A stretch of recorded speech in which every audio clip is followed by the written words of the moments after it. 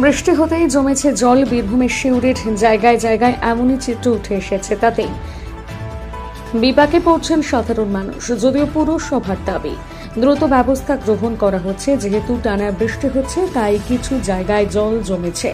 তবে পুরসভার পক্ষ থেকে দ্রুত পদক্ষেপ নেওয়া হচ্ছে। শহরবাসীর দাবি, শিউরি শহরে জল জমার সমস্যা নতুন কিছু নয়।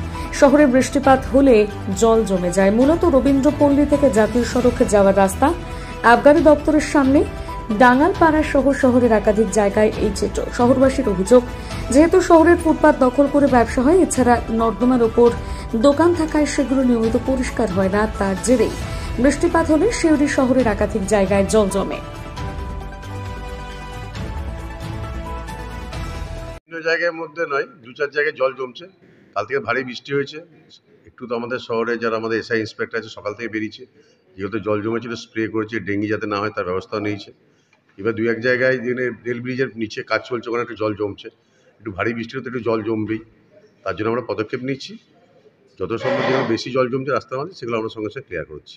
আর খুব ভারী বৃষ্টি হলে তো আমাদের পক্ষে সম্ভব নয়, জলটা ক্লিয়ার করা একটু সময় লাগবে। বলতে গেলে এখন দৈনন্দিন সমস্যা হয়ে গেছে, বিশেষ করে বর্ষাকাল ঢুকে গেছে, রেনি সিজন। তো আপনার এটা দেখছেন, এটা আমি এই রাস্তায় প্রতিদিনই যাতায়াত করি আমার কাজের জন্য। তো বৃষ্টি হলে এখানটা জমে যায়, জল জমবেই। এই সামনে নিকাশি ব্যবস্থাটা একদমই ঠিক নেই। এই যে সামনে ট্রেনগুলো আছে, এগুলো একটু ঠিকঠাক করতে হবে।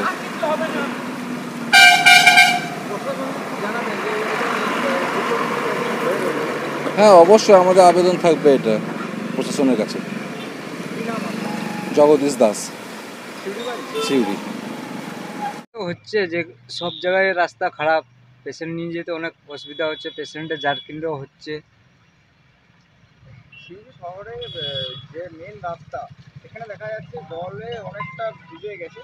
এরকম হতে থাকলে কীরকম সমস্যা হতে পারে? অসুবিধা তো হচ্ছেই, আমাদের গাড়ির অসুবিধা হচ্ছে, পেশেন্টের অসুবিধা হচ্ছে চালাতে।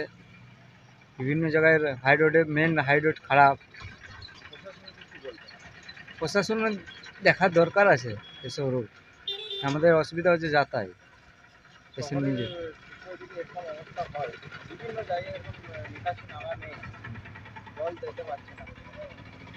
জল তো কোনো দিকে পাসও হচ্ছে না।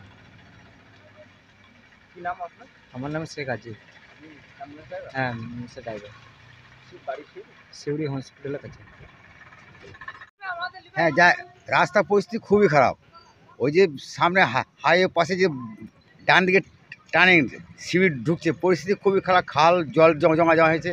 মোটর সাইকেলের পেরেন্টও খুব ভয়ঙ্কর বিপদ যে কোনো সময় ঘটে যেতে পারে।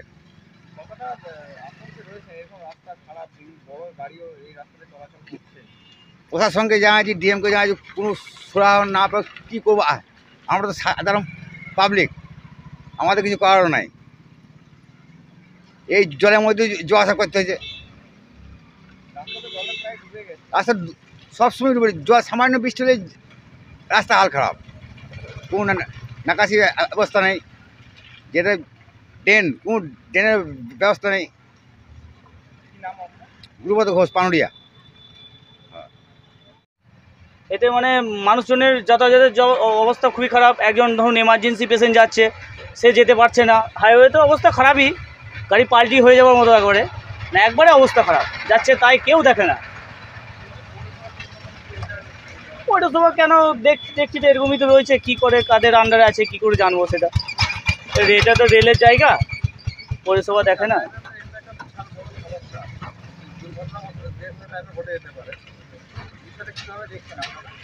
একটু ভালো হলে ভালো হয়।